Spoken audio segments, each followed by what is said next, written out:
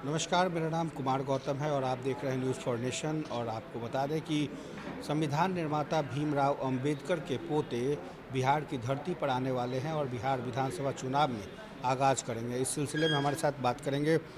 ये बताइए, 23 तारीख को आ रहे हैं, क्या प्रोग्राम है उनका और कितने बृहद पैमाने पर ये प्रोग्राम होगा? देखिए, बहुत बड़े पैमाने पर जो प्रकाश अंबेडकर जी आ रहे हैं, तो हम लोग जो बिहार में अभी लगातार जो चुनाव भी है, चुनाव होने वाला है बिहार में।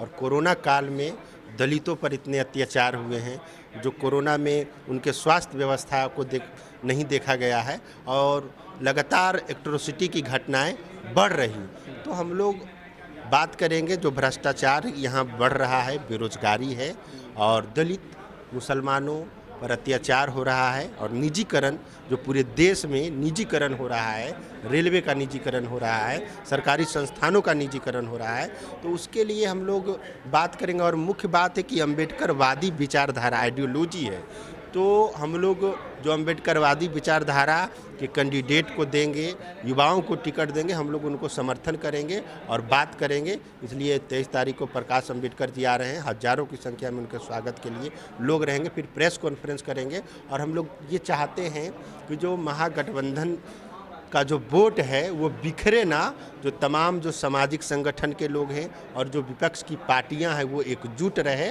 तो तेजस्वी यादव जी से भी मुलाकात करेंगे, प्रकाश अंबेडकर जी आएंगे जब बिहार, तो उनसे भी बात करेंगे, दलित मुद्दों पर बात करेंगे, चुनाव पे बात करेंगे।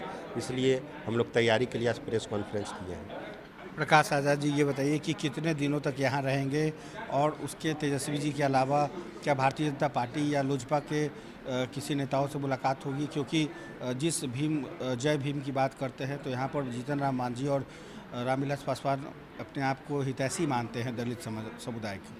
देखिए, दलितों का ये रिप्रेजेंटेटिव होना बहुत अहम बात है, क्योंकि वो सांसद हैं, एमपी हैं, पर जय भीम और बाबा साहेब की आइडियोलॉजी में आसमान ज़मीन का ये फ़र्क है। जो एमपी बने हैं, मुख्यमंत्री बन गए, वो अलग बात है, पर बाबा साहेब के विचारों पे चलना, उनके सिद्धांतों पर चलना, ये बहुत ही मुश्किल काम है। और प्रकाश अंबेडकर जी उनके पौत्र हैं बाबा साहेब के, तो हम लोग वो रहेंगे, 2-4 दिन रहेंगे और तमाम जो विपक्ष के नेता हैं उनसे बात करेंगे। एनडीए के वो साथ नहीं है, एनडीए के साथ की किसी नेताओं से बात नहीं करेंगे। विपक्ष में जो बिहार में विपक्ष के नेता हैं, तेजस्वी यादव जी हैं, रालोसपा के नेता हैं और भी जो पार्टियां हैं, कांग्रेस है, इन सब से बातचीत करेंगे और चुनावी मुद्दों पर बातचीत करेंगे। आज़ाद जी, ये भी बात सामने आ रही है कि कोलकाता से तपन सरकार भी आने वाले हैं। वो आए हैं अभी प्रेस कॉन्फ्रेंस में वो थे। तपन सरकार जी अभी प्रेस कॉन्फ्रेंस किए, वो हम लोग उनके स्वागत के लिए वो भी हैं और हम लोग उनको, तपन जी को बुलवाए हैं और वो रहेंगे साथ में उस दिन। और एक बड़ी रणनीति, जो दलितों का वोट है और उनके जो मुद्दे हैं उन पर बात करेंगे, उनके लिए हम लोग रणनीति प्लान बना रहे हैं। एक आखिरी सवाल छोटा सा चलते चलते, कि क्या लगता है कि मोदी सरकार या राज्य की जो सरकार है वो दलित विरोधी है? आप कैसे मानते हैं कि मोदी सरकार दलित विरोधी कैसे नहीं है? आप बताइए कि जिस तरह से आरक्षण, इन्हीं के सरकार में आरक्षण पे लगातार सवाल खड़े किए जाते हैं।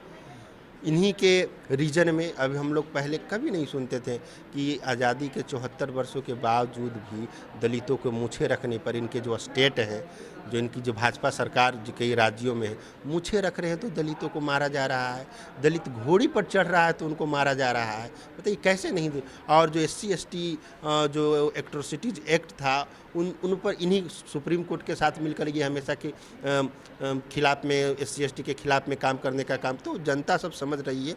और दलितों का सबसे बड़ा आंदोलन इन्हीं के सरकार के रीजन में हुआ और इनको मजबूरन अध्यादेश लाना पड़ा के पार्लियामेंट में। और जो तमाम जो दलित नेता हैं, बिहार के दलित नेता, चाहे रामविलास पासवान हो या वो मायावती हो और सभी, तो वो जनता के आक्रोश के सामने वो सब झुके, तब जाके पार्लियामेंट में बात की। तो हम उन दलित नेताओं को भी ये कहना चाहते हैं कि आप जिस आरक्षित सीट से जीतते हैं और आरक्षित वर्ग का अधिकार ही नहीं रहेगा, सुरक्षित रहेगा, तो आप हमारे किस काम के? लेकिन मुख्यमंत्री तो यहाँ SC ST की हत्या पर उन्होंने नौकरी देने की सिफारिश की, नौकरी देने की बात कह रहे हैं, फिर आप कह रहे हैं विरोधी कैसे? देखिए, ये तो सबसे बड़ा गंदा भी मैं आपसे ये कहना चाहता हूँ कि बातें बथानी नरसंहार हुआ, 58 दलितों को काट दिया गया, उसके आरोपी बरी हो जाते हैं बिहार में।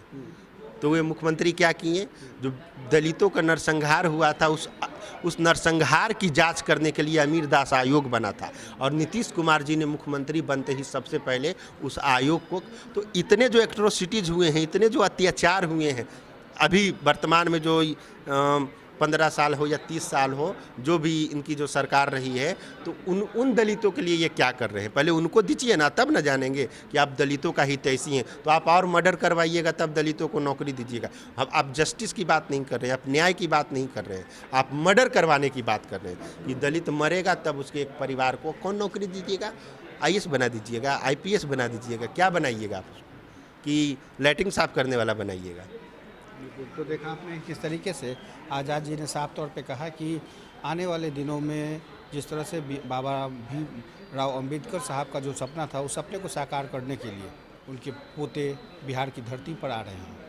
सहयोगी अकबर अली के साथ Kumar Gautam, news for nation, Patna.